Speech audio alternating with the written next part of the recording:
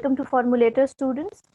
तो स्टूडेंट्स, हम लोग आपके इंजीनियरिंग बीटेक फर्स्ट सेमेस्टर की फिजिक्स के बारे में डिस्कशन कर रहे थे और फर्स्ट सेमेस्टर में आपको फिजिक्स के अंदर इलेक्ट्रोमैग्नेटिज्म पढ़ना है। ठीक है, हम लोग जो डिस्कशन कर रहे थे फिलहाल तो मॉड्यूल 2 हम लोग डिस्कस कर रहे थे और मॉड्यूल 2 में मैंने ऑलरेडी 2 लेक्चर्स दे दिया है। ठीक है, ये तीसरा लेक्चर है आपका मॉड्यूल 2 का। तो देखिए, इस मॉड्यूल में हम क्या सीखने वाले हैं, इलेक्ट्रोस्टैटिक, ठीक है, इन अ लीनियर डाइलेक्ट्रिक मीडियम। हमने लास्ट क्लासेस में हमने देखा कि हमें डिस्प्लेसमेंट की वैल्यू क्या होती है वो पता चली। ठीक है, डिस्प्लेसमेंट, और हमें क्या पता चला, हमने देखा कि पोलराइजेशन क्या होता है। ठीक है, और हमने देखा इलेक्ट्रिक फील्ड क्या होती है, शॉर्ट में लिख रही हूँ EF। ठीक है, फिर हमने देखा बाउंड चार्जेस क्या होते हैं। ये आपके बाउंड चार्जेस जो होंगे, बाउंड कंडीशन जो कह सकते हैं, रो और, ठीक है, सिग्मा बी और रो बी आपका। अब बेसिकली जो हम लोग डाइलेक्ट्रिक्स की बात करेंगे, टॉपिक भी आप देखिए कि ये जो डाइलेक्ट्रिक के बारे में बात करेंगे वो हमारा बेसिकली कॉन्सेंट्रेशन होगा लीनियर डाइलेक्ट्रिक। ठीक है, लीनियर डाइलेक्ट्रिक में सिर्फ हम एक डायरेक्शन को कंसिडर करेंगे, किसी भी एक डायरेक्शन में क्या चेंजेस हो रहे हैं इलेक्ट्रिक फील्ड में, एक डायरेक्शन में उसके पोटेंशियल पे या फिर उसके एनर्जी पे क्या चेंजेस हो रहे हैं, हम बात वही करेंगे। ठीक है, तो अगर मैं पोलराइजेशन की बात करूं, जिसे हम कैपिटल P से डिनोट करते हैं, हमें पता है कि जो ये पोलराइजेशन होता है इसका जो वैल्यू होता है Sai E epsilon not E होता है। ठीक है, अब जो हम लीनियर डायरेक्शन की बात करें, लीनियर डाइलेक्ट्रिक मीडियम, तो ये जो हो जाएगा हमारा किसी एक पर्टिकुलर डायरेक्शन में, यानी कि R के वैल्यू पे ये डिपेंड करेगा। ठीक है, जो इलेक्ट्रिक फील्ड है, इलेक्ट्रिक फील्ड भी होगा, ये भी हम कहाँ पे लेंगे, ये हम R जो होगा हमारा क्या होगा, डिस्टेंस होगा। ठीक है, उसके अक्रॉस लेंगे। जो पोलराइजेशन होगा हमारा P, ये जो पोलराइजेशन है हमारा P, इसको भी हम कहाँ लेंगे, पोलराइजेशन एट R। ठीक है, ये भी मैं आपको बेसिक चीजें याद दिला रही, रिकॉल करा रही हूँ कि हम लोगों ने क्या क्या चीजें देख ली हैं। ठीक है, यहाँ पे जो E की बात करेंगे हम, ये हमारा जो अप्लाइड जो इलेक्ट्रिक फील्ड हमने बात करी थी, यहाँ पे इलेक्ट्रिक फील्ड जब हमारा कोई इलेक्ट्रोस्टैटिक के बारे में बात करें कि जो डाइलेक्ट्रिक मीडियम में हो, फॉर एग्जांपल ये डाइलेक्ट्रिक मीडियम हम बीच में ले आए। ठीक है, अगर यहाँ पे हम कोई चेंजेस की बात करेंगे तो यहाँ पे ये जो अप्लाइड एक्सटर्नल इलेक्ट्रिक फील्ड होता है या अप्लाइड इलेक्ट्रिक फील्ड होता है, उसकी बात हम नहीं करेंगे।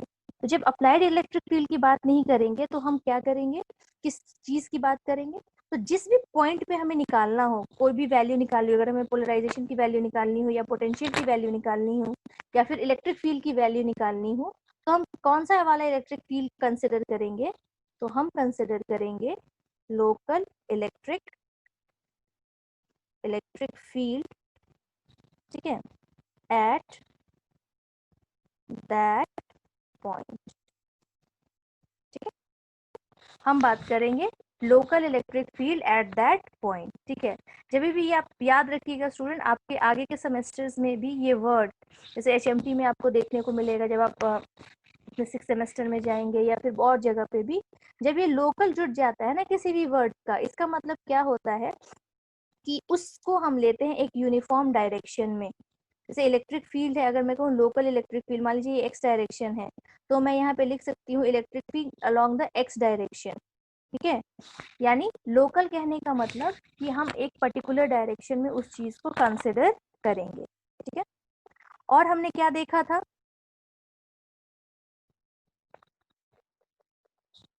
हमने देखा था जो हमारी D की वैल्यू आई थी डिस्प्लेसमेंट, ठीक है, उसकी वैल्यू आई थी आपकी एप्सिलॉन नॉट E, अगर मैं वेक्टर के फॉर्म में लिखूं, प्लस पोलराइजेशन। ठीक है, और ये जो हमारा, इसको अगर मैं चाहूँ, ठीक है, इसको अगर मैं चाहूँ तो मैं इसको और किस तरीके से लिख सकती हूँ, epsilon not 1 plus psi E। ठीक है, E और ये किसका हो जाएगा, किस डायरेक्शन में, तो आर के डायरेक्शन में। ये जो है हमारा 1 + i, इसको हम क्या कहते हैं, के हमारा यहाँ पे डाइइलेक्ट्रिक कांस्टेंट है, ठीक है। अब अगर के से इस चीज को रिप्लेस करें, जो डायरेक्शन है, सॉरी हमारा जो डिस्प्लेसमेंट है, इसको अगर हम रिप्लेस करें के से, तो हमारे पास जो फॉर्मूला आएगा के ए एप्सिलॉन नॉट ई, ठीक है। और अगर ये दोनों तो कांस्टेंट है, अगर आप इसको चाहें तो आप इसको एप्सिलॉन ई के फॉर्म में भी लिख सकते हैं। कई जगह आपको ई ये जो है एप्सिलॉन सिर्फ लिखा हुआ मिलेगा, कई जगह आपको एप्सिलॉन नॉट मिलेगा। जब हम एप्सिलॉन नॉट लगाएंगे यहाँ पे, तो के भी हमारे साथ जुड़ जाएगा, क्योंकि ये दोनों हमारे कांस्टेंट है। तो देखिए स्टूडेंट्स, इस फॉर्मूले से हम क्या समझते हैं कि जो हमारा डिस्प्लेसमेंट है, ये किसका फैक्टर है, ये डिस्प्लेसमेंट जो है किस चीज पे डिपेंड करता है। तो बेसिकली जो हमारा डिस्प्लेसमेंट है वो हमारा डिपेंड करता है इलेक्ट्रिक फील्ड पे। ये तो कांस्टेंट हो गया ना, के और जो एप्सिलॉन नॉट है, ये तो हमारे कांस्टेंट हो गए। तो जो डिस्प्लेसमेंट होगा वो हमारा वैरी करेगा किससे, इलेक्ट्रिक फील्ड से, ठीक है। अब हमें जो ये linear electrostatic in linear dielectric medium में जो हमें देखना है, हमें बेसिकली अब जो है कुछ इस पे बेस्ड कुछ प्रॉब्लम्स हमें सॉल्व करने हैं, ठीक है। तो solving problem in presence of dielectrics, ठीक है। अब जब डाइइलेक्ट्रिक होगा तो उस वक्त हमारे पास क्या क्या क्वेश्चंस आ सकते हैं, कैसे कैसे हमारे पास डिफिकल्टीज आ सकती है कि हम किसी भी बॉडी का, मान लीजिए इलेक्ट्रिक फील्ड निकालना हो, या फिर हमें उसका डिस्प्लेसमेंट निकालना हो, या फिर हमें उसका पोटेंशियल निकालना हो, तो क्या क्या चैलेंजेस हमारे पास आ सकते हैं, उस पर हम अब डिस्कशन करेंगे। तो अपने लास्ट डिस्कशन से हमें पता है कि ग्रेडियंट ऑफ डिस्प्लेसमेंट क्या होता है हमारा, रो फ्री, ठीक है। और कर्ल ऑफ ई, यानी कर्ल ऑफ इलेक्ट्रिक फील्ड हमारे पास होता है 0। इस दोनों से हम क्या लिख सकते हैं कि जो हमारी इलेक्ट्रिक फील्ड होगी वो क्या होगी, माइनस ऑफ ग्रेडियंट या डेल्टा वी, किसके अक्रॉस, आर के अक्रॉस, ठीक है। ये हम यहाँ पे लिख सकते हैं।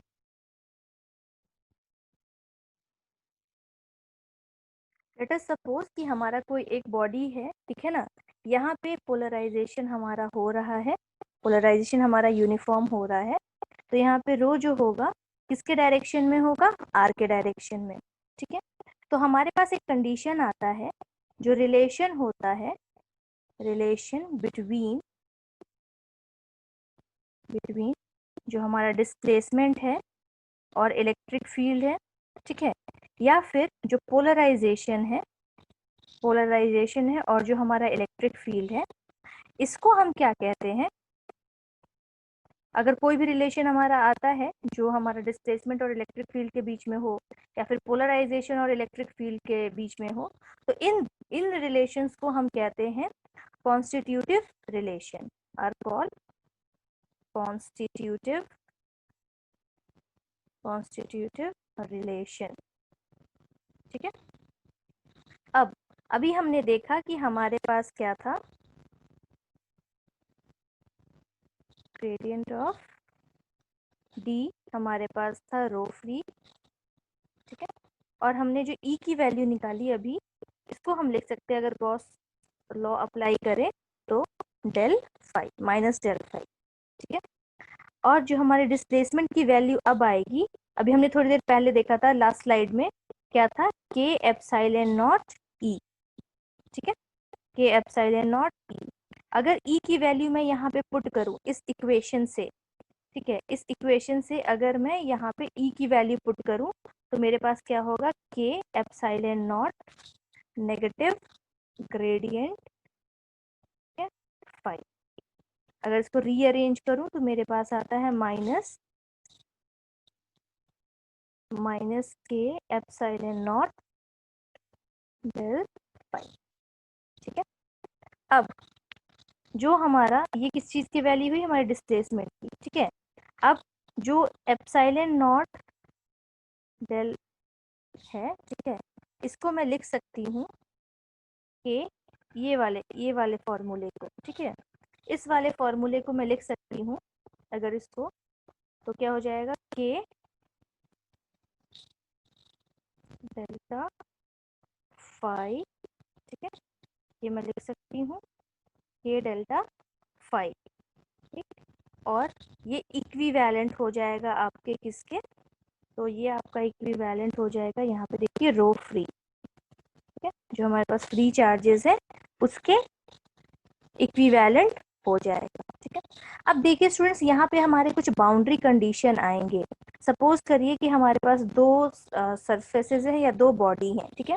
तो यहाँ पे अगर जो पोलराइजेशन हो रहा है, जो इलेक्ट्रिक फील्ड जा रही है और यहाँ पे जो जा रही है इस मीडियम में, जब ये इस सरफेस के बाउंड्री पे आएगी ना, तो यहाँ पे जो अंदर इलेक्ट्रिक फील्ड थी, मान लीजिए कुछ भी थी, वो यहाँ पे क्या हो जाएगी, चेंज हो जाएगी, ठीक है। एक बात मैं और बताना चाहूँ स्टूडेंट्स, हम लोग डाई इलेक्ट्रिक की बात कर रहे हैं, तो डाई इलेक्ट्रिक्स हमेशा याद रखिए कि हमारे जो होते हैं इंसुलेटर्स होते हैं, ठीक है।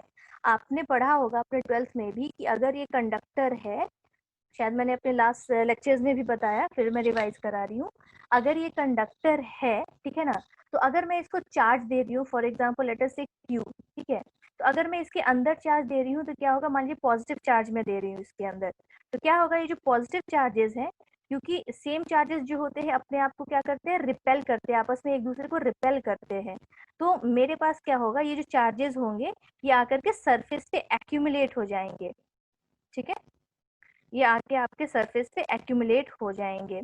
वही अगर मैं कहूँ कि अगर मैं एक किसी इंसुलेटर की बात करूँ, सपोज करिए ये कोई इंसुलेटर है, तो अगर मैंने इसको चार्ज किया तो ये जो चार्ज है ये फ्लो करने की टेंडेंसी रखते ही नहीं है। जब टेंडेंसी नहीं रखते हैं तो ये बेचारे मूव ही नहीं कर पाएंगे, ये जहां के तहां, जहां हमने चार्ज दिया वो चार्ज वहीं पे स्टॉप हो जाएंगे, ठीक है, they can not move, fine. लेकिन हाँ, अगर ये दूसरे बॉडी के कांटेक्ट में आएंगे तो क्या होगा, ये पोलराइज्ड हो जाएंगे, यानी अपने पॉजिटिव और जो नेगेटिव टर्मिनल है उसको डिफरेंट मतलब डिफरेंट जगह पे भी अपने आप को एक्यूमुलेट कर लेंगे, ठीक है। तो बेसिकली अभी जो हम बात कर रहे हैं, हम डाइलेक्ट्रिक्स की बात कर रहे हैं जो कि हमारे नॉन कंडक्टर है। तो मान लीजिए कि अगर इसके अंदर कोई इलेक्ट्रिक फील्ड है, अच्छा, कंडक्टर है तो कंडक्टर के अंदर हम जानते हैं कि इलेक्ट्रिक फील्ड इनसाइड इट 0 होता है, लेकिन अगर कोई इंसुलेटर है तो उसके अंदर, क्योंकि चार्जेस तो यहाँ पे रहेंगे ना, ये तो कहीं जा नहीं रहे हैं, जब चार्जेस रहेंगे तो यहाँ इनसाइड अगर बात करूं, ई इनसाइड किसके केस में, तो इंसुलेटर के केस में, तो इसकी कुछ ना कुछ वैल्यू जरूर होगी, ठीक है। तो अगर हम यहाँ पे देखें इस फिगर को, तो इसमें मैंने दो मीडियम लिया है, दो सरफेसेस लिए या दो एरिया, दो बॉडी, कुछ भी आप कहिए, ठीक है। तो फर्स्ट बॉडी, ठीक है, फर्स्ट बॉडी के अंदर कुछ अगर इलेक्ट्रिक फील्ड है तो क्या होगा, इस जब बाउंड्री पे आएगी, जहाँ पे इंटरफेस होगा, है ना, जहाँ पे फर्स्ट बॉडी और जो सेकंड बॉडी का जो इंटरफेस होगा, ये कॉर्नर वाला चीज या बाउंड्री आप कह सकते हैं, यहाँ पे आपका जो इलेक्ट्रिक फील्ड है वो वेरी करेगा। इलेक्ट्रिक फील्ड वेरी करेगा तो उसके चलते जो आपका पोटेंशियल है वो भी वेरी करेगा, ठीक है ना। तो चलिए देखते हैं कि क्या क्या चीजें वेरी करती है और किस तरीके से वेरी करती हैं। यहाँ पे आपका रोल आएगा बाउंड्री कंडीशंस का, ठीक है। तो देखते हैं कि बाउंड्री कंडीशन यहाँ पे हम क्या लगाएंगे। तो हम मान के चलते हैं कि हमारे पास दो बॉडी है, ठीक है, यहाँ इस बाउंड्री पे जो हमारा होगा चेंजेस होगा, तो यहाँ पे क्या लगेगा, हमारा बाउंड्री कंडीशन लगेगा, ठीक है। अब बाउंड्री कंडीशन कहाँ पे लगेगा, तो एट द इंटरफेस, इंटरफेस मतलब जहाँ पे ये जो बॉडी 1 और जो बॉडी 2 है ये दोनों आपस में एक दूसरे को टच कर रही हैं, ठीक है। तो boundary conditions at the interface, ठीक है। अब हमने अभी देखा था कि जो हमारा डाइवर्जेंस ऑफ डी जो होता है वो हमारा होता है रो फ्री, ठीक है। अब देखिए बाय गॉस लॉ, ठीक है, by Gauss law, Gauss law तो आपको पता ही है, ठीक है, गॉस लॉ क्या कहता है, किसी भी क्लोज सरफेस के लिए हम क्या लेते हैं, ई डी एस, ठीक है, उसके सरफेस के अक्रॉस, और ये इक्विवेलेंट होता है, ये आपका फ्लक्स है, ये आपका इक्विवेलेंट होगा जो क्यू इन होगा बाई एप्सिलॉन नॉट। ठीक है, तो इस चीज को ध्यान में रखिए। अब जब हम यहाँ पे गॉस लॉ के हिसाब से देखेंगे तो जो हमारा डी होगा परपेंडिकुलर, ठीक है, अगर इसको बॉडी 2 मान ले और इसको बॉडी 1 मान ले, तो डी जो परपेंडिकुलर होगा, जो हमारा डिस्प्लेसमेंट होगा परपेंडिकुलर, ठीक है ना, किसका, तो 2 वाले का, माइनस जो डी होगा हमारा परपेंडिकुलर डिस्प्लेसमेंट किसका, बॉडी 1 का, ये इक्विवेलेंट होगा आपका सिग्मा फ्री। आप जानते हैं कि जो सिग्मा हम लेते हैं ये हमारी चार्ज डेंसिटी होती है, और ये कौन सी चार्ज डेंसिटी होती है, तो एरियल चार्ज डेंसिटी। ठीक है, अगर हम ये ले रहे हैं, कोई एरिया है, ये कोई सरफेस है, अगर ये टोटली चार्ज्ड है, ठीक है, तो जब हम इसकी चार्ज डेंसिटी लेंगे, इसको हम सिग्मा से डिनोट करते हैं। लीनियर चार्ज डेंसिटी को आपको याद होगा, हम लैम्डा से डिनोट करते हैं। ठीक है, और जो वॉल्यूमेट्रिक, अगर इसके पूरे वॉल्यूम के जो चार्ज डेंसिटी की अगर हम बात करें, तो आपको याद होगा कि उसको हम रो से डिनोट करते हैं। ये सारी चीजें आपको पता है ऑलरेडी। ठीक है, तो बाय गॉस लॉ हम इसको इस तरीके से लिख सकते हैं। अब लेट अस सपोज हमारे पास एक सिचुएशन है, ठीक है, ये हमारे पास मैंने दो बॉडी लिया, ठीक है, इसका मान लीजिए K1 है डाइलेक्ट्रिक और डाइलेक्ट्रिक कांस्टेंट, और इसका K2 है डाइलेक्ट्रिक कांस्टेंट।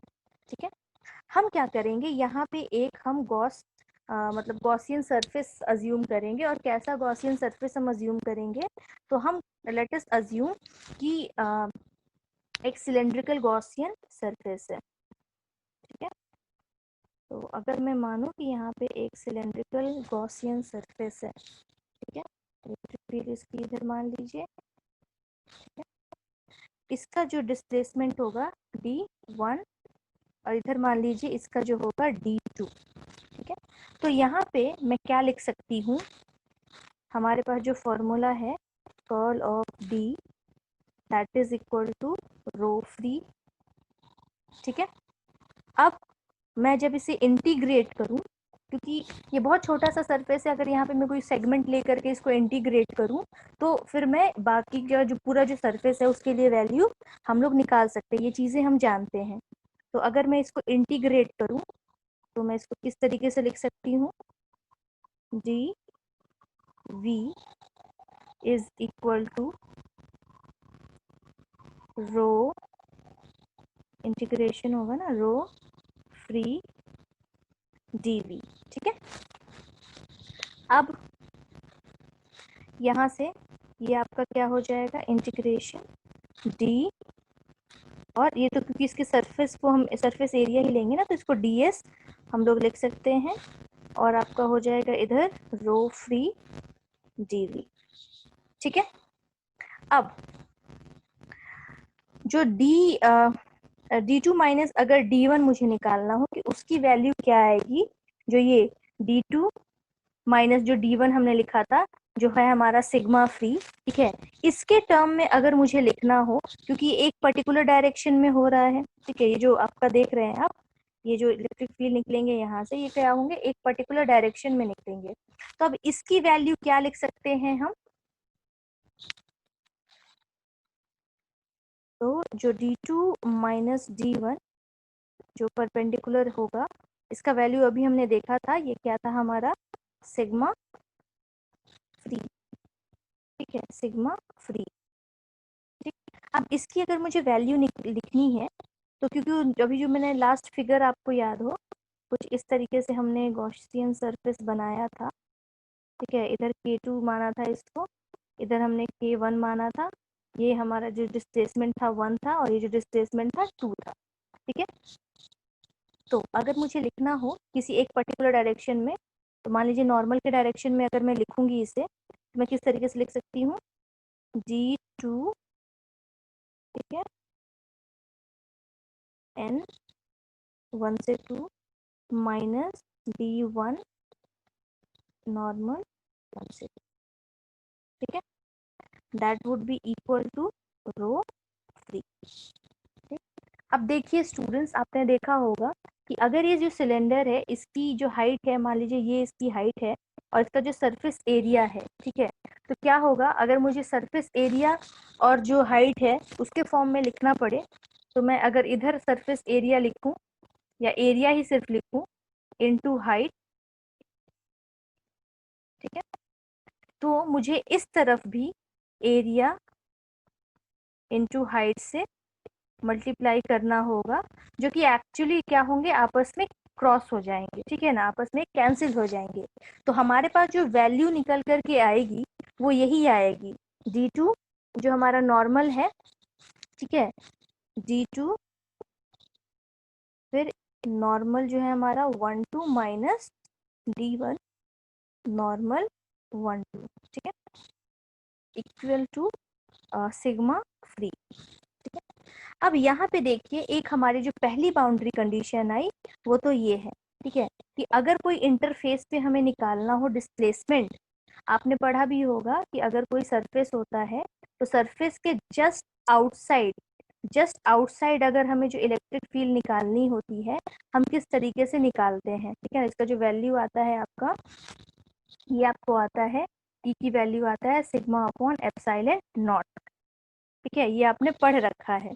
तो यहाँ पे देखिए उसी तरीके से अगर डिस्प्लेसमेंट का मुझे निकालना हो वैल्यू, क्योंकि हमने दो बॉडी कंसिडर की थी, यहाँ पे दो सरफेसेस कंसिडर किए थे कि दोनों सरफेस के अकॉर्डिंग कितना जो हमारा डिस्प्लेसमेंट वेक्टर है वो कितना निकल करके आ रहा है, ठीक है, तो हमारे पास ये मिली। और जो हमारी पहली बाउंड्री कंडीशन आई, इससे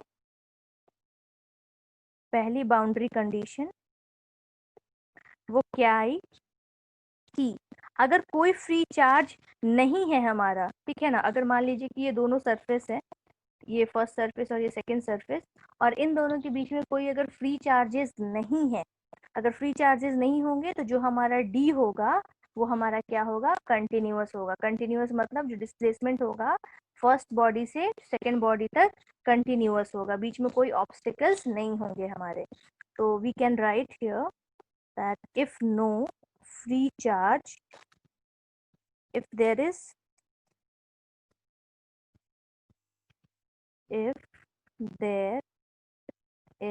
no free charge, ठीक है, in that case then जो d परपेंडिकुलर होगा that would be continuous, ठीक है। तो ये तो हमारी बाउंड्री कंडीशन पहली आई। सेकेंड बाउंड्री कंडीशन क्या, कि जो मान लीजिए कि हम इलेक्ट्रिक फील्ड के बारे में बात करें, अगर इलेक्ट्रिक फील्ड का कॉन्टिन्यूटी का बात करें तो हमारे लिए वो ये तो हमारा डिस्प्लेसमेंट था, सेकेंड बाउंड्री कंडीशन हमारा इलेक्ट्रिक फील्ड का हो सकता है, तो चलिए उसको भी देखते हैं, ठीक है। तो हमने माना कि सपोज करिए, चलिए ये है एक सेगमेंट कहिए, यहाँ पे इलेक्ट्रिक फील्ड 2 मान लेते हैं, इस तरफ हम इलेक्ट्रिक फील्ड 1 मान लेते हैं, ठीक है। हमें पता है कि कर्ल ऑफ, ये सीधा जाएगा, कर्ल ऑफ जो ई होता है वो क्या होता है, 0। अब यहाँ पे देखिए अगर हम स्ट्रोक्स लॉ अप्लाई करें, ठीक है, बाय अप्लाइंग स्ट्रोक्स लॉ, तो हमारे पास क्या आएगा, स्ट्रोक्स लॉ या स्ट्रोक्स थ्योरम जो भी आप कहिए, ठीक है। तो जो ई होगा हमारा, ठीक है ना, अब यहाँ पे देखिए पैरेलल, क्योंकि दोनों एक दूसरे के पैरेलल जा रहे हैं। जो पिछला वाला केस हमने देखा था, जो डिस्प्लेसमेंट था वो क्या था, परपेंडिकुलर जा रहा था, ठीक है। यहाँ पे जो इलेक्ट्रिक फील्ड जाएंगे पैरेलल जाएंगे, इलेक्ट्रिक फील्ड पैरेलल 1 जो होगा इक्विवेलेंट टू होगा इलेक्ट्रिक फील्ड जो पैरेलल है सेकेंड के, ठीक है, जो कि हमारा इक्विवेलेंट होगा आपका जो पोटेंशियल होगा आर के अक्रॉस उसके। ये क्यों होगा, क्योंकि जो हमारा हम जानते हैं स्टूडेंट्स कि अगर कोई बॉडी है, ठीक है ना, तो यहाँ पे जो पोटेंशियल होती है किसी भी कंडक्टिंग बॉडी में या किसी भी बॉडी में, वो जो पोटेंशियल होती है थ्रू आउट क्या होती है, कांस्टेंट होती है, ठीक है। तो जब ये पैरेलल है इसका मतलब हम कह सकते हैं कि यहाँ पे जो v है ये हमारा कांस्टेंट होगा, यानी कि जो वी आर है इसका जो वैल्यू होगा it would be being like we are being, ये जो दोनों को हमने इक्विवेलेंट क्यों लिखा, क्योंकि जो हमारा पोटेंशियल है across R that is continuous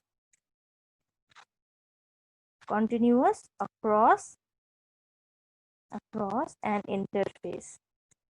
ठीक है, जो भी हमारा बाउंड्री है इसके इस तरफ या इसके इस तरफ, ये दोनों तरफ ही क्या है, कॉन्टिन्यूअस है। ठीक है, अब हम इसको क्या लिख सकते हैं, अभी हमने जो देखा था कि जो हमारा डाइवर्जेंस ऑफ डी है that is equal to rho free. ठीक है, डाइवर्जेंस ऑफ जो डी है हमारा वो रो फ्री के बराबर है। और हमने ये भी देखा कि जो हमारा इलेक्ट्रिक फील्ड है we can write del V. ठीक है, और हमने क्या देखा कि जो हमारा डिस्प्लेसमेंट है, डिस्प्लेसमेंट को हम किस तरीके से लिख सकते हैं, के एप्सिलॉन नॉट ई, इसके फॉर्म में भी हम लिख सकते हैं। ठीक है, और हमने क्या देखा अब तक कि जो हमारा पोलराइजेशन था किसके अक्रॉस, आर के अक्रॉस। ठीक है ना, तो उसकी वैल्यू हम क्या लिखते थे, साई एप्सिलॉन नॉट ई। ठीक है, अब देखिए जो एक्चुअली में जो हमें प्रॉब्लम सॉल्व करने हैं, जिसकी बात मैं अभी नेक्स्ट स्लाइड में करूंगी, तो हमारे पास ये जो नॉलेज है, प्रियर जो नॉलेज है, ये हमें याद रखना होगा कि ये चीजें हमें ऑलरेडी पता है और इसी का हम जो यूज करेंगे अपने इसमें जो प्रॉब्लम हम सॉल्व करेंगे। ठीक है ना, तो ये जो पोलराइजेशन है इसमें तो आपका ये हो गया, प्लस हमारे साथ जो बाउंड्री कंडीशंस अभी हमने देखे वो हमें यूटिलाइज करना है। तो कौन सा हमने बाउंड्री कंडीशन देखा, हमने देखा कि जो इलेक्ट्रिक फील्ड होगा पैरेलल अक्रॉस एक जो भी है, ठीक है ना, इंटरफेस पे, तो E1 जो होगा parallel that would be equivalent to E2 parallel. ठीक है, और जो फर्स्ट हमने देखा था बाउंड्री कंडीशन, उसमें क्या देखा था कि जो हमारा डिस्प्लेसमेंट है across the interface that is also going to be continuous. ठीक है, तो ये जो दोनों बाउंड्री कंडीशंस हैं ये हमें कंसिडर करने हैं while when we are solving real problems based on electrostatic when it is kept in dielectric medium. और यहाँ पे जो हम मीडियम की बात कर रहे हैं वो लीनियर डाइलेक्ट्रिक्स की बात करें, यानी कि जब भी हम कैलकुलेशंस करेंगे हम सिर्फ एक ही डायरेक्शन को लेकर के कंसिडर करेंगे। ठीक है, तो चलिए इस पे बेस्ड हम कुछ क्वेश्चंस देखें। और इस डिस्कशन से हम ये भी कह सकते हैं कि मान लीजिए अगर मुझे डेल डी लिखना हो, डेल डी क्या है आपका, ये हो गया आपका D2 माइनस D1 परपेंडिकुलर। ठीक है, तो जो डेल डी परपेंडिकुलर है मैं इसको लिख सकती हूँ, ये क्या होगा आपका सिग्मा बी। क्योंकि अगर हम लोग डाइलेक्ट्रिक्स की बात करते हैं तो यहाँ पे फ्री इलेक्ट्रॉन्स तो होते नहीं है, ये तो बाउंड इलेक्ट्रॉन्स होते हैं। तो वो फंक्शन किसका हो जाएगा, वो डिपेंड किस पे करेगा, तो आपके जो चार्जेस होंगे, जो आपके बाउंड चार्जेस होंगे उस पे डिपेंड करेगा। ठीक है, और हमने क्या देखा कि ये जो वी आर है, ठीक है, जो पोटेंशियल है ये क्या होगा, ये आपका कॉन्टिन्यूअस होगा। तो ये कंसिडरेशन रखते हुए अब हम कुछ जो प्रैक्टिकल प्रॉब्लम्स हैं, जैसे कि पॉइंट चार्ज के जो स्फेरिकल है उस पे, ठीक है, कुछ प्लेट्स पे, कुछ स्लैब्स पे, ठीक है, जो आपके कोर्स में भी है, उस पे हम लोग देखेंगे कि उन सारे प्रॉब्लम्स को हम किस तरीके से अप्रोच कर सकते हैं। अप्रोच इन द सेंस कि वहां पे हम किस तरीके से फॉर्मूले लगा सकते हैं और कौन कौन से फॉर्मूले वहां पे हम लगा सकते हैं। तो चलिए कुछ प्रॉब्लम्स देखते हैं। तो मान लीजिए हमारे पास जो पहला जो क्वेश्चन है, यहाँ पे हमारा एक पॉइंट चार्ज रखा हुआ है, और ये जो पॉइंट चार्ज कहाँ रखा हुआ है, तो ये हमारा मान लीजिए कि कोई इनफाइनाइट डाइलेक्ट्रिक मीडियम में रखा हुआ है। ठीक है, ये जो है हमारा, ये क्या है, इनफाइनाइट डाइलेक्ट्रिक मीडियम में रखा हुआ है। ठीक है, ठीक है, ये हमारा इनफाइनाइट डाइलेक्ट्रिक मीडियम में रखा हुआ है। अब देखिए स्टूडेंट्स, आपको पता है कुछ चीजें जो मैं यहाँ लिख रही हूँ, जो इलेक्ट्रिक फील्ड होता है वो आपका क्या होता है, 1/k, ठीक है, Q upon 4 pi epsilon not. जब डाई इलेक्ट्रिक मीडियम हमने रखा है, ये K और ये जो हम लोग इलेक्ट्रिक फील्ड में K जो लिखते हैं उससे आप कंफ्यूज नहीं होइएगा, रैदर मैं इस K को कैपिटल K लिखती हूँ। ठीक है, तो कंफ्यूजन आपका नहीं होगा। जो आर स्क्वायर, ठीक है। जो इलेक्ट्रिक फील्ड के लिए जो हम लोग ये के लिखते थे, है ना, के क्यू अपॉन आर स्क्वायर, ये स्मॉल के था, ठीक है। और ये क्या था आपका कांस्टेंट। और यहाँ पे जो ये के है, ये डाइलेक्ट्रिक कांस्टेंट है, डाइलेक्ट्रिक मीडियम का कांस्टेंट है। तो जब इलेक्ट्रिक फील्ड हम डाइलेक्ट्रिक की बात करते हैं तो यहाँ पे ये के ऐड हो जाता है। हमारे पास ये फॉर्मूला है। हमारे पास और कौन सा फॉर्मूला था? जो डाइवर्जेंस ऑफ डी था वो हमारे पास था रो फ्री, और ये किसके अक्रॉस? तो ये आर के अक्रॉस था। हमारे पास और क्या था? कर्ल। कर्ल नहीं, डाइवर्जेंस को ही अगर हम लिखें तो डाइवर्जेंस ऑफ डी को ही हम लिख सकते हैं क्यू डेल्टा आर। बहुत छोटा सा होगा ये, ठीक है। तो हम इसको इस फॉर्म में भी लिख सकते हैं। और क्या लिख सकते हैं? हमें पता है कि जो कर्ल ऑफ ई होता है दैट इज 0। अगर कर्ल ऑफ ई 0 है तो इसका मतलब क्या हुआ कि जो इलेक्ट्रिक फील्ड है हमारी उसको हम लिख सकते हैं नेगेटिव डेल्टा वी आर, ठीक है। ये हमने क्यों लिखा, मैं फिर से आपको बताती हूँ कि आपको पता होगा कि जो इलेक्ट्रिक फील्ड हम लोग निकाला करते थे उसको हम लोग लिखते थे minus del D V upon D R, ठीक है। तो उसके फॉर्म में हम यहाँ पे इसको इस तरीके से लिख सकते हैं, रिप्रेजेंट कर सकते हैं। तो ये हमारे पास कुछ बेसिक कंडीशंस थे जो हमें ऑलरेडी पता है, ठीक है। अब देखिए, जो आपका डी आर, अगर मुझे डिस्प्लेसमेंट निकालना हो किसके रिस्पेक्ट में? आर डायरेक्शन के रिस्पेक्ट में, तो मैं उसको क्या लिखती थी? के एप्सिलॉन नॉट ई आर, यही हम लोग लिखा करते थे, ठीक है। अभी हमने पिछली स्लाइड्स में देखा भी था, जो डी की वैल्यू थी हमने लिखा था उसको, फिर जब ये ई की वैल्यू जो है यहाँ से हम यहाँ पे पुट कर दे अगर, ठीक है, तो हमने क्या लिखा था? के एप्सिलॉन नॉट, और ये हमारा आ गया था डेल्टा वी आर, ठीक है। यहाँ से बस मैंने वैल्यूज को यहाँ पुट किया, ई की जगह पर रिप्लेस किया। अब जो डेल वी होगा, या हम कह सकते हैं ग्रेडियंट ऑफ जो डी होगा, इसको हम लिख सकते हैं माइनस के एप्सिलॉन नॉट डेल स्क्वायर का अगर कर दूं वी आर, क्योंकि ये डेल जुट गया तो डेल इंटू डेल, क्योंकि यहाँ पे अगर मैंने डेल इधर इसको मल्टीप्लाई किया है दोनों साइड से, इसीलिए मैंने यहाँ पे डेल स्क्वायर लिखा है, और यहाँ पे ये हो गया ग्रेडियंट के फॉर्म में, ठीक है। और ये आपका इक्विवेलेंट होगा किसके? Q del R. ये हमने कहाँ से लाया? तो यहाँ से लाया, ठीक है। अब इसको अगर मैं सेपरेट लिखूं, ये डेल स्क्वायर के फॉर्म में लिखूं, इसको अगर मैं, ये वैल्यू मुझे निकालनी है तो मैं कैसे निकाल सकती हूँ? Del square V R is equal to Q upon K epsilon naught, इतनी चीजें हम कंसिडर कर रहे हैं और इसको बस अच्छे से रीअरेंज कर रहे हैं। क्या हो जाएगा? डेल आर के अप्रॉक्स, ठीक है। तो हमें एक वैल्यू मिली, किसकी मिली? ये जो फॉर्मूला हमें मिला यहाँ से, इससे हम क्या कैलकुलेट कर सकते हैं? तो इससे जो हम पोटेंशियल है अक्रॉस किसी भी डायरेक्शन में, आर के डायरेक्शन में, तो उसको हम आसानी से कैलकुलेट कर सकते हैं एक पॉइंट चार्ज के लिए। अगर आप इसको और अच्छे से मॉडिफाई करें तो हम इसको क्या लिख सकते हैं? अगर मुझे इसको और मॉडिफाई करना हो तो मेरे पास जो ये फॉर्मूला है डेल वी आर, ठीक है, इस ये जो आया था मेरे पास, क्या आया था? Minus Q epsilon naught del R, ठीक है। अब इसको हम लिख सकते हैं माइनस, मैं शायद पिछले इसमें लिखना भूल गई, माइनस के आएगा ना, क्योंकि माइनस के एप्सिलॉन नॉट था, ठीक है। अब इसको हम क्या लिख सकते हैं?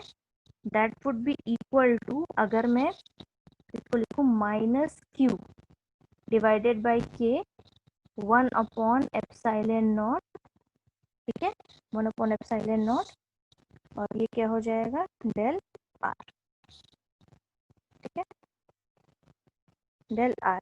अगर यहाँ पे हम डाइलेक्ट्रिक मीडियम को भी ले आए, ठीक है, ये मैं यहाँ छूट गया मेरा, ठीक है।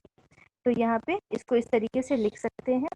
अब मुझे अगर वी आर की वैल्यू लिखनी हो तो मैं क्या लिख सकती हूँ directly, Q upon 4 pi epsilon naught into 1 upon R। तो देखिए हमारे पास एक और फॉर्मूला आया, ठीक है, जिससे हम आसानी से जो पोटेंशियल है एक जो पॉइंट चार्ज की वजह से, उसको आसानी से हम कैलकुलेट कर लेते हैं। तो हमारे पास जो पॉइंट चार्जेस के जो प्रॉब्लम आएंगे, वहाँ हमें इसी तरीके से पोटेंशियल को फाइंड आउट करना है। और जो डिफरेंट चीज़ें थी, जैसे ई की वैल्यू थी, डेल आपका जो था ग्रेडियंट ऑफ डी, इसकी जो वैल्यू थी, वो सारी चीज़ें हमें प्रायर ये पता है, पहले से पता है, तो उसका यूटिलाइजेशन करते हुए हमने ये फॉर्मूले डराइव किए, ठीक है। अब नेक्स्ट क्वेश्चन जो हम देखेंगे, एक स्फेयर को लेके कंसिडर करके देखते हैं कि एक स्फेयर पे इन चीजों की वैल्यू क्या हो जाएगी, ठीक है। तो अगर मैं नेक्स्ट क्वेश्चन की बात करूं, तो लेट अस से कि हमारे पास एक स्फेयर है जिसकी जो रेडियस है r है, ठीक है।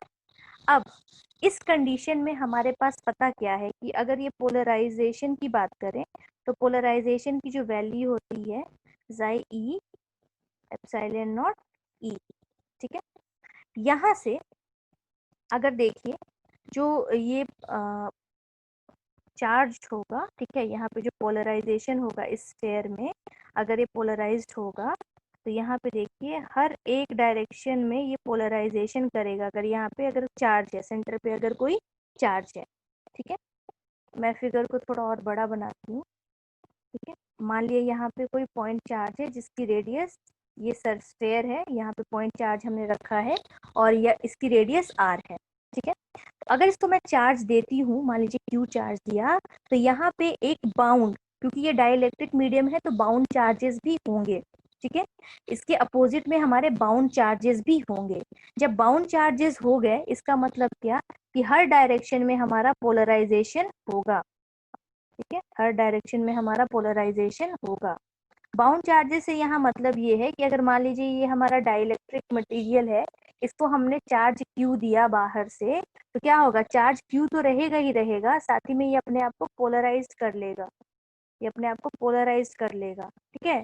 तो जब ये पोलराइज करेगा तो पोलराइजेशन इसका हर डायरेक्शन में यहाँ पे मिलेगा हमें देखने को, ठीक है। तो यहाँ पे जो Q पोलराइज चार्जेस की वजह से जो QB की वैल्यू आई, वो हमारी क्या आएगी, minus K-1 Q upon K, ठीक है। ये हम ऑलरेडी देख चुके थे। अब देखिए जो हमारा सिग्मा है, जो हमारा चार्ज डिस्ट्रीब्यूशन है, क्योंकि इसके पूरे सरफेस के अक्रॉस होगा, तो जब पोलराइजेशन होगा, मान लीजिए पोलराइजेशन हमारा जहाँ पे भी होगा तो नॉर्मल होगा, ठीक है। तो अगर पोलराइजेशन हमारा हो रहा है तो इस सिग्मा को हम लिख सकते हैं P डॉट N, ठीक है, नॉर्मल के तरफ। तो हमें पास दो वैल्यू मिली, QB की वैल्यू मिली, फिर हमें सिग्मा की वैल्यू मिली, ठीक है। अब देखिए अगर मैं यहाँ पे बात करूँ, तो इस फॉर्मूले को हम किस तरीके से लिख सकते हैं। E की जो वैल्यू है, E की वैल्यू हमें पता है, E की वैल्यू हमने अभी थोड़ी देर पहले भी देखी थी कि E की वैल्यू हम क्या लिखते हैं, 1/4 पाई एप्सिलॉन नॉट Q, ये 1/K, ठीक है, 1/K, और ये था 1/4 pi epsilon not Q upon R square, और यह किसके अक्रॉस, R के अक्रॉस। तो हमने ये वैल्यू देखी थी। अब यहाँ पे अगर मैं ये वैल्यू पुट करूं तो मेरे पास क्या मिलेगा, Sai epsilon not divided by 4 pi epsilon not Q upon K R square, और इधर मैं लिख सकती हूँ किसके अक्रॉस, तो R के अक्रॉस, ठीक है। अब हम यहाँ पे देखिए इसी स्फेयर को, तो जब पोलराइजेशन हुआ, यानी जो चार्जेस हमारे यहाँ पे मिले, ठीक है, बाउंड चार्जेस की वजह से ये हमारा क्या होगा, यहाँ पे जो हमारा आउटसाइड इलेक्ट्रिक फील्ड होगा, ये किसकी वजह से होगा, तो ये हमारे Q की वजह से होगा। चार्ज जो हमने इसको Q दिया, तो ये क्या करेगा, अपना नेट सरफेस चार्ज भी हमारा बनाएगा, ठीक है। जब ये नेट सरफेस चार्ज बनाएगा, तो यहाँ पे जो हमारा पोलराइजेशन है, ठीक है, इसकी वैल्यू हमें क्या मिलेगी, तो इसकी वैल्यू हमें मिलेगी जो P डॉट N या पोलराइजेशन की वजह से कहें नॉर्मल के डायरेक्शन में, तो इसकी वैल्यू हमें मिलेगी K माइनस 1 Q अपॉन 4 पाई R स्क्वायर, क्योंकि इसका सरफेस एरिया हम लेंगे, ठीक है ना, K भी यहाँ पे होगा। तो ये मिलेगा हमें K माइनस 1, यहाँ से देखिए क्यू बी। अभी हमने देखा कि ये जो इलेक्ट्रिक फील्ड होगा क्यू के बराबर होगा, और क्यू बी का फॉर्मूला हमने क्या लिखा, K minus 1 into Q upon K। तो इसी फॉर्मूले पे हम जब इसको बिठाते हैं तो हमारे पास ये जो वैल्यू आएगी, और सरफेस एरिया तो यहाँ पे हमारा होगा ही। ये बराबर किसके होगा, इक्विवेलेंट होगा आपका सिग्मा, क्योंकि सिग्मा आपका किसके बराबर है, पोलराइजेशन कहाँ, नॉर्मल में, नॉर्मल डायरेक्शन में, ठीक है। तो हमारे पास जो P डॉट नॉर्मल की डायरेक्शन है हमें ये मिली। अगर हम बात करें कि नेट सरफेस चार्ज क्या होगा यहाँ पर, तो नेट जो सरफेस चार्ज है, सरफेस चार्ज ये हमें मिलेगा K minus 1 Q upon K, ठीक है, K minus 1 Q upon K, जो कि जस्ट अपोजिट है डायरेक्शन में, किसके, आपके जो बाउंड चार्जेस हैं उसके अपोजिट है डायरेक्शन में, ठीक है। तो अब देखिए स्टूडेंट्स, इस डिस्कशन से हमें क्या मिला, अगर मैं स्फेयर की बात करूं तो हमारे पास कंडीशन क्या थी कि यहाँ पे हमारा पॉइंट चार्ज था, ये स्फेयर था, और क्या हुआ यहाँ पे, इसके आउटसाइड जो है हमारा सरफेस चार्ज डेवलप हुआ, ठीक है। अगर ये हमारा डेवलप हुआ तो यहाँ पे जो डाइवर्जेंस ऑफ डी, अगर डिस्प्लेसमेंट की बात करूँ तो ये तो होगा फ्री की वजह से, रो फ्री की वजह से, ठीक है। इसको मैं लिख सकती हूँ, स्फेयर का जो एरिया होता है, अभी हमने देखा भी था लास्ट के जो डेरिवेशन थे उसमें हमने देखा भी था कि जो डी डॉट डी एस है हमारा क्या निकल करके आया था, रो फ्री डी वी, ठीक है। अभी जो हम लोग क्वेश्चन सॉल्व करने से पहले हमने देखा था, कुछ 2-4 स्लाइड्स पहले, तो हमने देखा था कि हमारे पास ये वैल्यू आई थी। अब इस वैल्यू को हम यूटिलाइज अगर करें तो इसका जो स्फेयर का एरिया होता है वो हमें पता है 4 पाई आर स्क्वायर होता है। तो मैं यहाँ लिख सकती हूँ 4 pi R square, capital R लिया था तो लेट अस से कैपिटल आर स्क्वायर, ठीक है। ये क्या होगा आपका, रो फ्री डीवी, जो कि इक्विवेलेंट है आपका किसके, टोटल जो चार्ज आपने दिया है उसके। तो जो D की वैल्यू है मैं लिख सकती हूँ यहाँ से, D is equal to Q upon 4 pi R square, ठीक है। अब जो हमारे पास इलेक्ट्रिक फील्ड की वैल्यू थी, देखिए ये हमारे पास एक रिलेशन आया। दूसरा रिलेशन, अगर हम इलेक्ट्रिक फील्ड की बात करें तो इलेक्ट्रिक फील्ड को हमने इस तरीके से लिखा था कि इलेक्ट्रिक फील्ड होगा हमारा D upon K epsilon not, ठीक है। ये अब कहाँ से लिखा हमने, तो देखिए D जो था हमारा क्या था, E प्लस, सॉरी, D जो था हमारा क्या था, के एप्सिलॉन नॉट E। तो यहाँ से अगर मुझे डी सॉरी ई की वैल्यू लिखनी हो तो मैं उसको लिख सकती हूँ D upon K epsilon not, ठीक है। अब D की वैल्यू जो हमने यहाँ पे देखा उसको अगर मैं पुट करूँ तो मैं क्या लिख सकती हूँ, Q upon 4 pi epsilon naught R square, ठीक है, आर स्क्वायर। अब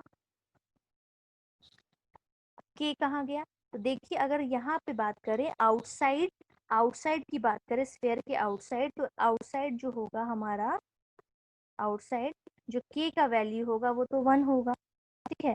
तो हमने के को यहाँ से ओमिट कर दिया क्योंकि के की वैल्यू क्या थी हमारे पास, 1 थी। ये तो इलेक्ट्रिक फील्ड का मैग्नीट्यूड आया। अब डायरेक्शन कहाँ होगा, क्योंकि हम लोग लीनियर जो है डायरेक्शन, लीनियर डाइलेक्ट्रिक की बात कर रहे हैं, तो जब भी इसका डायरेक्शन होगा रेडियल होगा अक्रॉस द रेडियस। तो अगर डायरेक्शन की बात करें, डायरेक्शन की बात करें तो इसका डायरेक्शन कहाँ होगा, तो इसका डायरेक्शन हमेशा रेडियल होगा, या कह सकते हैं रेडियल डायरेक्शन होगा, ठीक है। अब थोड़ा सा इसको समराइज करें कि हमारे पास Q इनसाइड कितनी वैल्यू आई और जो Q आउटसाइड है वो कितनी वैल्यू आएगी, ठीक है। तो मैं यहाँ लिखने की कोशिश करती हूँ, ठीक है। जो D की वैल्यू हमें मिली, let me change the pen, D की जो मुझे वैल्यू मिली वो क्या थी, Q अपॉन, यहाँ पे देखिए Q upon 4 pi R square, ठीक है। अब ई की अगर बात करें आर के अक्रॉस, तो that we got Q upon 4 pi epsilon naught R square, ठीक है, के के ठीक है। यहाँ तो मैंने आउटसाइड के लिए के ओमिट कर दिया था, लेकिन के की वैल्यू अगर आएगी, ठीक है, अक्रॉस आर। रेडियल की अगर बात करें, अब मैं इनसाइड की बात करूं, इलेक्ट्रिक फील्ड जो है इनसाइड की बात करूं, तो मुझे क्या मिलेगा वहां पे? तो इनसाइड मुझे मिलेगा Q upon 4 pi epsilon not के आर स्क्वायर, ठीक है, ठीक। और अगर आउटसाइड की बात करूं, तो वहां मुझे मिलेगा Q upon 4 pi epsilon naught R square. क्यों? क्योंकि आउटसाइड जो है के की वैल्यू हमारी 1 हो जाती है, ठीक है, उसकी वैल्यू 1 हो जाएगी। और ये दोनों हमें कहाँ मिलेंगे? तो ये हमें दोनों रेडियल डायरेक्शन में मिलेंगे, ठीक है। अब आपको पता है स्टूडेंट्स कि जब हम जो सरफेस होता है, सरफेस को जब हम चार्ज करते हैं, तो there is charge of sigma upon epsilon naught. अभी हमने थोड़ी देर पहले देखा भी था कि जस्ट आउटसाइड सरफेस की अगर हम बात करें, तो यहाँ पे आउटसाइड द सरफेस जो हमारा चार्ज होता है, जो इलेक्ट्रिक फील्ड होता है, इसकी वैल्यू हमें क्या मिलती है? E is equal to sigma upon 2 epsilon not, ठीक है। बाहर अगर हमें सिग्मा अपॉन 2 एप्सिलॉन नॉट मिल रहा है, तो इसकी जो इनसाइड होगा जस्ट हमारा अपोजिट डायरेक्शन में होगा। इनसाइड हमें minus sigma upon 2 epsilon not E की वैल्यू मिलेगी, ठीक है। तो अगर हम किसी सरफेस की बात करें, तो सरफेस के आउटसाइड अगर इलेक्ट्रिक फील्ड की बात करें डाइलेक्ट्रिक के केस में, तो वो हमें मिलता है सिग्मा अपॉन 2 एप्सिलॉन नॉट। और अगर इनसाइड की बात करें, तो वो हमें मिलेगा sigma minus sigma upon 2 epsilon not, ठीक है। तो ये हमने बात करी स्फेयर के केस में, कि स्फेयर के केस में हमें किस तरीके की जो वैल्यूज आएंगी डिस्प्लेसमेंट की या फिर इलेक्ट्रिक फील्ड की, तो वो हमें क्या मिल सकती है, ठीक है। एक और क्वेश्चन देखेंगे। तो एक और क्वेश्चन हम देख रहे हैं, और मान लीजिए कि हमारे पास अभी स्फेयर है, ठीक है, ये इसकी जो डाइलेक्ट्रिक है कांस्टेंट के है, और मान लीजिए ये इलेक्ट्रिक फील्ड में है। तो देखिए स्टूडेंट्स, हम जानते हैं कि जो इलेक्ट्रिक फील्ड्स होते हैं वो परपेंडिकुलर टू द सरफेस होते हैं, है ना, और ये हम मानते हैं यहाँ पे साई है, ठीक है। तो जो इलेक्ट्रिक फील्ड होते हैं हमारे परपेंडिकुलर टू द सरफेस होते हैं। अब अगर मैं देखूं, हम जानते हैं कि अगर कोई मेटेलिक सरफेस है, मेटेलिक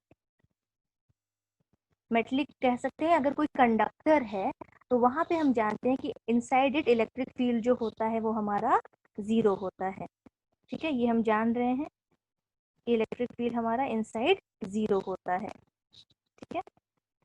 तो हमें कुछ जो लाइंस मिलती हैं कुछ इस तरीके से मिलती हैं, ये परपेंडिकुलर होता है टू द सरफेस, तो हमें कुछ लाइंस जो मिलेंगी इस तरीके से मिलेंगी, ठीक है। तो अगर मान लीजिए ये इस तरीके से है, तो इनसाइड इट की अगर बात करें, इनसाइड इट इलेक्ट्रिक फील्ड 0 होगा, बाहर हमारा कुछ इलेक्ट्रिक फील्ड हो सकता है।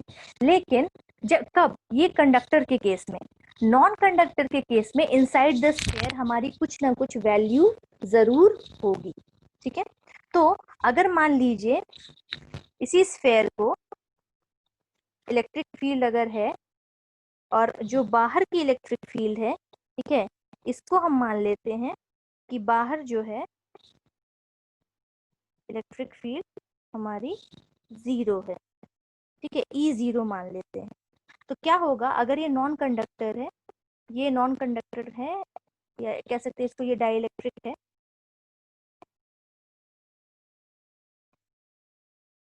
ठीक है, और इधर मैं कंडक्टर की बात कर रही हूँ, ठीक है। तो यहाँ पे क्या होगा, डाइलेक्ट्रिक के केस में हम जानते हैं कि ये पोलराइज्ड हो जाएगा। अगर एक्सटर्नल फील्ड के कांटेक्ट में अगर कोई आता है, ई नॉट से अगर हम डिनोट कर रहे हैं किसी एक्सटर्नल फील्ड को, और एक्सटर्नल फील्ड के पास अगर हम किसी भी डाइलेक्ट्रिक को ले आएंगे तो वो क्या होगा, वो पोलराइज्ड हो जाएगा। हम जानते हैं कि डाइलेक्ट्रिक जब इलेक्ट्रिक फील्ड में आते हैं तो वो पोलराइज्ड हो जाते हैं। तो यहाँ पे क्या होगा, नेगेटिव जो होंगे चार्जेस एक्यूमुलेट हो जाएंगे और इस साइड जो होंगे हमारे पॉजिटिव चार्ज एक्यूमुलेट हो जाएंगे। और हम जानते हैं कि यहाँ पे जो हमारा पोलराइजेशन होता है वो हमारा क्या हो जाएगा, ये हमारा कोसाइन फैक्टर होता है, तो सिग्मा कॉस थीटा हम लिख देंगे। तो अगर मैं यहाँ पे P की बात करूं पोलराइजेशन की, तो ये क्या मिलेगा मुझे, सी एप्सिलॉन नॉट E1। ठीक है, यहाँ पे मुझे ये मिलेगा। अब देखिए, अगर मैं एक कंडक्टर की बात करूं तो यहाँ पे क्या होगा, इनसाइड इट तो जो हमारे जो इलेक्ट्रिक फील्ड है वो तो जीरो हो जाएंगे। तो इलेक्ट्रिक फील्ड जो इनसाइड होगा या IN से मैं डिनोट करूँ तो वो जीरो हो जाएंगे। और जो चार्जेस होंगे मान लीजिए वो आउटसाइड द सरफेस जाकर के एक्यूमुलेट हो जाएंगे। तो यहाँ पे जो मुझे इलेक्ट्रिक फील्ड लाइंस मिलेंगे कुछ इस तरीके से मिलेंगे। ठीक है, ऐसे हमें बाहर से कुछ लेना देना है नहीं, बट मैं अभी बता रही हूँ कि हमें जो लाइन मिलेंगे इस तरीके से मिलेंगे। और अगर मैं इस केस के लिए अगर पोलराइजेशन P2 की अगर बात करूँ तो हमें क्या वैल्यू मिलेगी, Sai E epsilon not E2।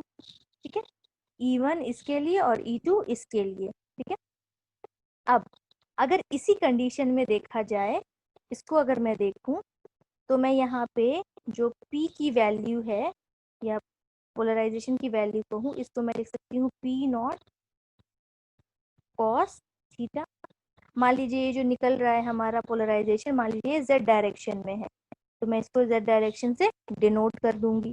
ठीक है, और जो सिग्मा है हमारा थीटा का जो फंक्शन है, ये हम लोग लास्ट क्लास में देख चुके हैं कि क्या होता है, ये पोलराइजेशन कहाँ, नॉर्मल के अक्रॉस, यानी इसकी जो वैल्यू है ये हमें मिलेगी P cos थीटा के फॉर्म में।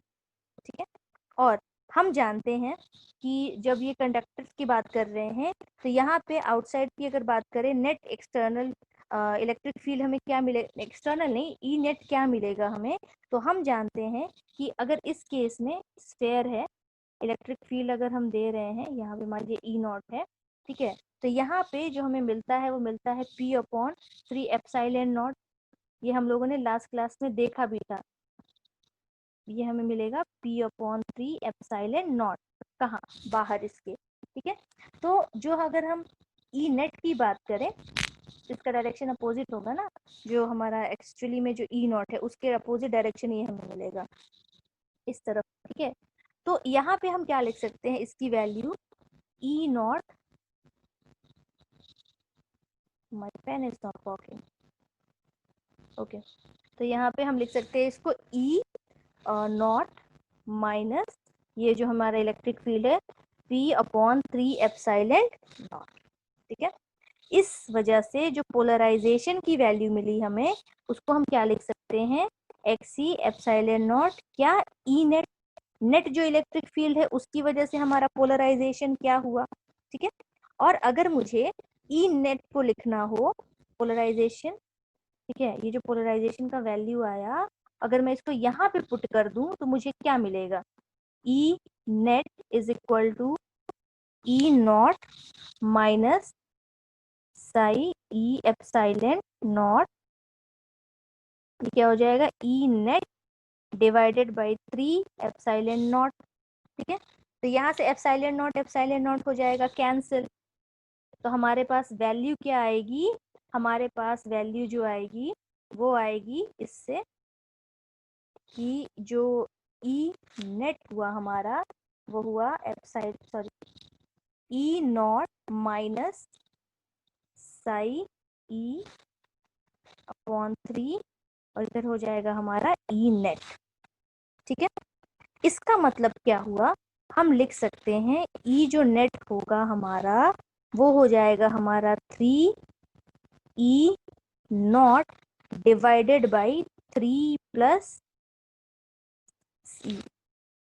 ठीक है, अब हम जानते हैं कि जो K होता है आउटसाइड वो क्या होता है 1, और जो ये हमारे पास जो XE होता है C, इसका वैल्यू क्या होता है K प्लस 1।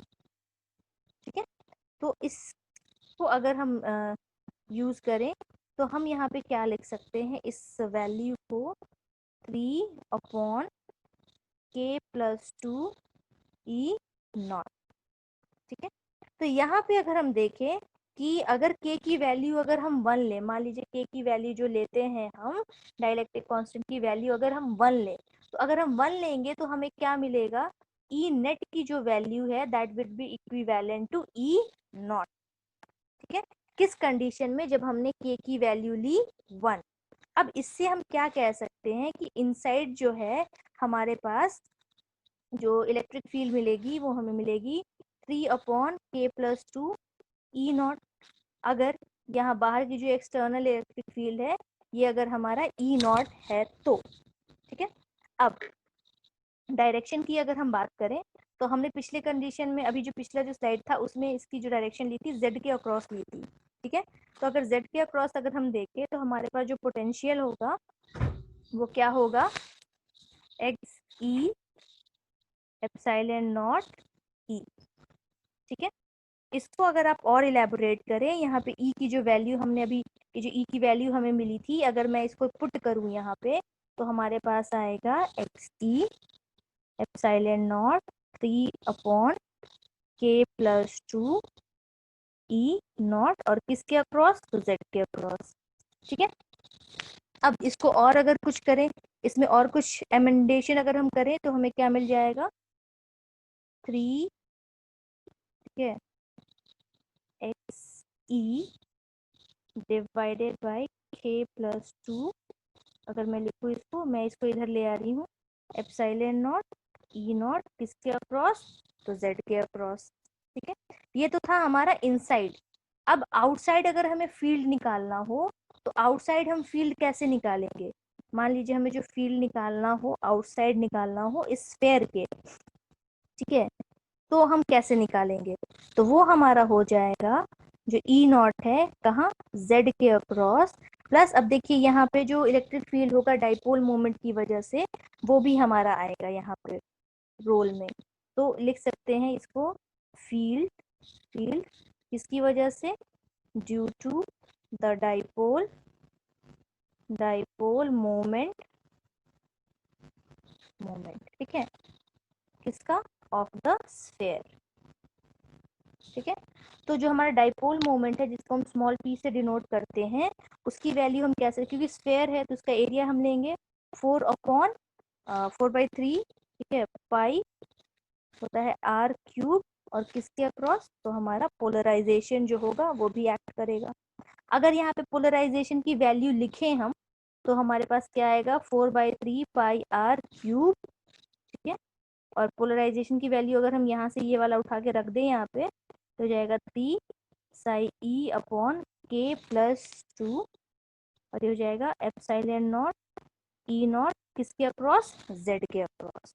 तो ये हमारा जो पोलराइजेशन है इसका भी, सॉरी जो डाइपोल मोमेंट है इसका भी हमारा वैल्यू यहाँ पे मिल गया, और E नॉट की वैल्यू तो हमें पता ही है, E नॉट की वैल्यू हमने यहाँ पे देखी थी। ठीक है, तो ये एक हमारा क्वेश्चन इससे बन सकता है कि अगर हमारा कोई स्फीयर है और वो अगर चार्ज हो रहा है, इलेक्ट्रिक फील्ड में रखा हुआ है, तो इनसाइड उसके कितनी इलेक्ट्रिक फील्ड होगी और आउटसाइड उसके कितनी इलेक्ट्रिक फील्ड होगी, तो हम इसको देख सकते हैं।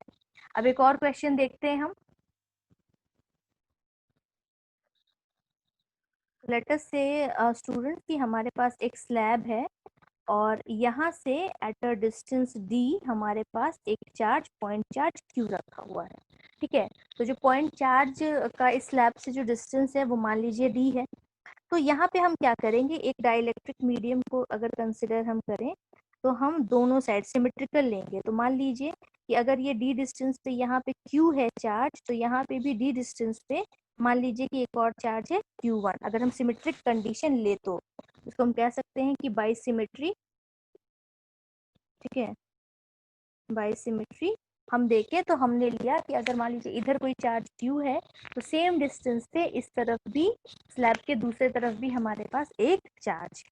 ठीक है, अगर इसकी अगर हम बात करें तो ये अगर मान लीजिए इसका r के डायरेक्शन में हम लें, रेडियल डायरेक्शन, तो इस पे जो होगा, क्योंकि ये स्लैब है तो इसका जो चार्ज डिस्ट्रीब्यूशन होगा हम सिग्मा लेंगे किसके अक्रॉस, तो आर के अक्रॉस, ठीक है। इधर मान लीजिए ये हमारा क्यू था यहाँ पे। अब देखिए स्टूडेंट्स, हमने देखा था लास्ट क्लासेस में, लास्ट स्लाइड्स में भी हमने देखा था कि जो इलेक्ट्रिक फील्ड की वैल्यू होगी डी डिस्टेंस पे यहाँ से और डी डिस्टेंस यहाँ पे, ठीक है, तो उसकी वैल्यू हम लिख सकते हैं क्या, सिग्मा अपॉन 2 एप्सिलॉन नॉट। और इधर भी क्या होगा, सिग्मा अपॉन 2 एप्सिलॉन नॉट, क्योंकि सिमेट्री है। जो हमारा डी होगा वो क्या होगा, हमारा परपेंडिकुलर डिस्प्लेसमेंट जो होगा दोनों के केस में परपेंडिकुलर, ठीक है।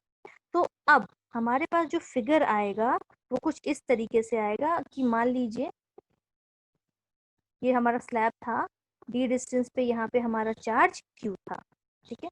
ये मान लीजिए इनसाइड की बात करें, इनसाइड इट क्या इलेक्ट्रिक फील्ड होगा, और ये मान लीजिए आउटसाइड, ठीक है, आउटसाइड क्या इलेक्ट्रिक फील्ड होगा।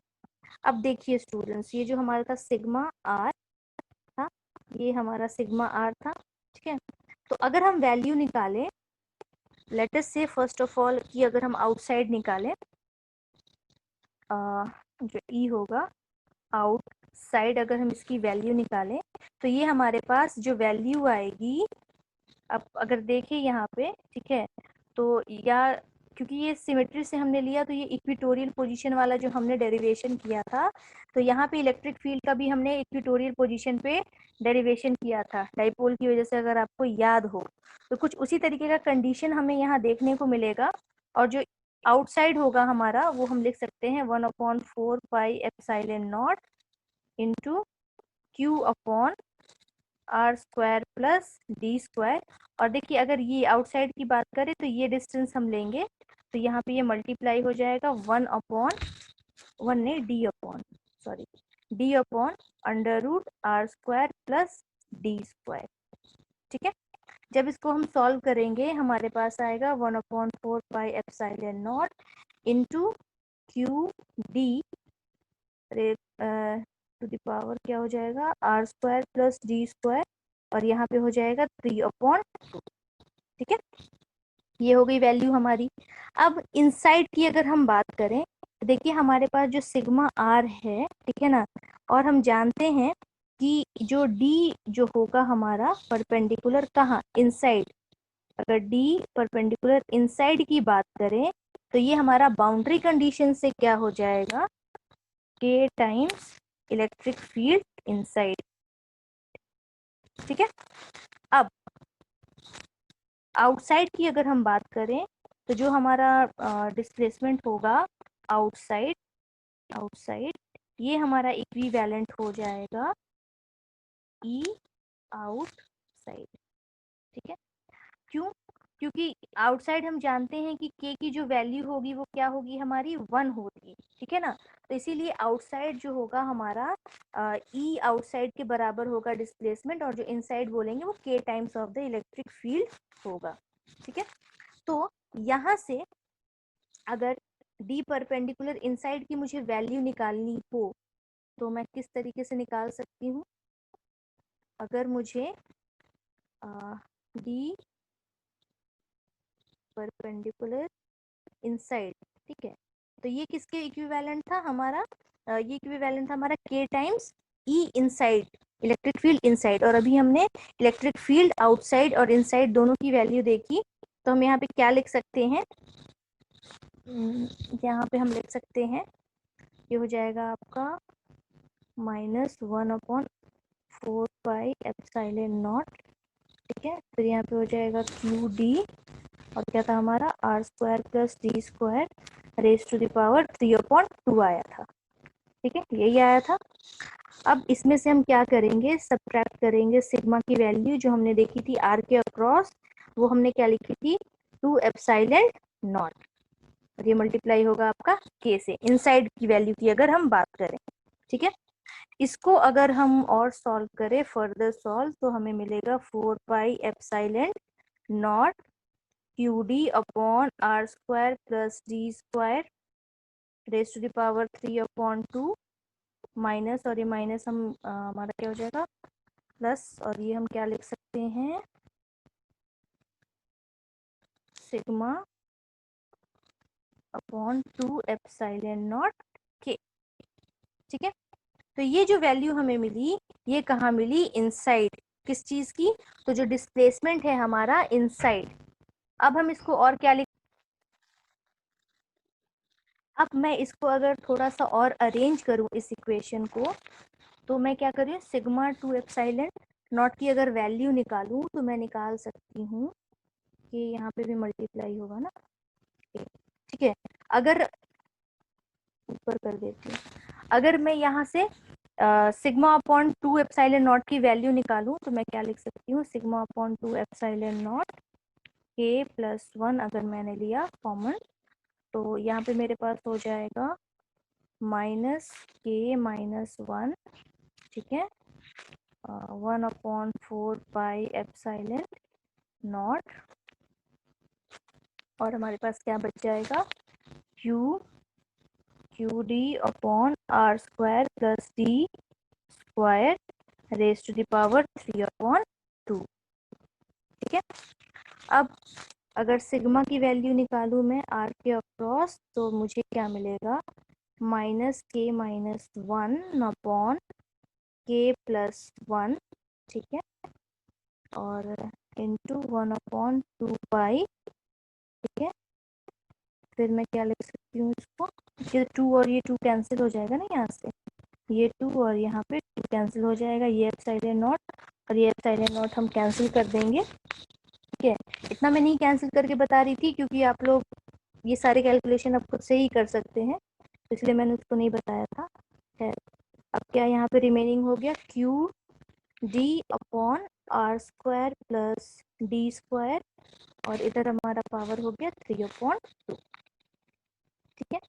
अब हम जानते हैं स्टूडेंट्स कि जो हमारी एक्स ई की वैल्यू होती है, ये क्या होती है, के माइनस 1, या इन अदर वर्ड्स जो के होता है हमारा 1 प्लस एक्स ई होता है, जी जिसको हम बोलते हैं, ठीक है।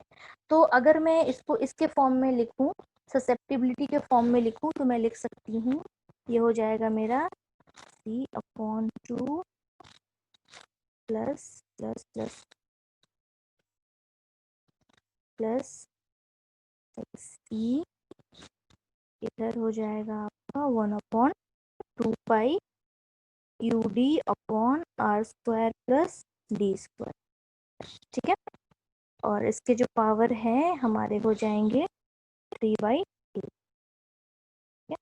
तो बेसिकली स्टूडेंट जो प्रॉब्लम्स आपको मिलेंगे डाइलेक्ट्रिक्स में, लीनियर डाइलेक्ट्रिक्स में, ठीक है, जब हम किसी भी एक इलेक्ट्रोस्टैटिक में या इलेक्ट्रिक फील्ड में अगर हम किसी डाइलेक्ट्रिक को रखते हैं, तो वहाँ पे हमें जो डिफरेंट डिफरेंट जो कंडीशंस मिलते हैं हमें पढ़ने थे, पॉइंट चार्ज की वजह से हमें देखना था, एक स्फीयर की वजह से हमें देखना था, एक स्लैब की वजह से, ठीक है। तो वो सारे कंडीशंस जो है वो हमने एक एक करके देख लिए हैं। आई होप कि आपको जो डेरिवेशंस है वो समझ में आए हो। मैं फिर से रिक्वेस्ट करूंगी, अगर नहीं समझ में आए किसी भी पॉइंट पे, तो you can just rewind the video and just you can watch it again, okay. तो आप उसको रिवाइंड करके देखें, फिर आपको वो समझ में आ जानी चाहिए। ये जो हमारा था मॉड्यूल 2, हमारा यहीं पे जो डिस्कशन होता है ये हमारा एंड होता है। मॉड्यूल 2 में जो आपको जो डेरिवेशंस थे, मैं आपको फिर से बता दूं हमने क्या क्या मॉड्यूल 2 में देखा। हमने मॉड्यूल 2 में डाइलेक्ट्रिक्स के बारे में देखा, पोलराइजेशन के बारे में देखा, हमने जो इलेक्ट्रिक फील्ड की वैल्यू होती है, जो पोटेंशियल की वैल्यू होती है ड्यू टू अ डाइपोल, उसको भी देखा। फिर हमने बाउंड्री कंडीशन देखा, हमने डिस्प्लेसमेंट देखा ड्यू टू अ चार्ज, ठीक है। जो बाउंड कंडीशंस होते हैं वो भी हमने देखा, बाउंड चार्जेस क्या होते हैं, फ्री चार्जेस क्या होते हैं, इन सारे के बारे में हमने डिस्कशन की।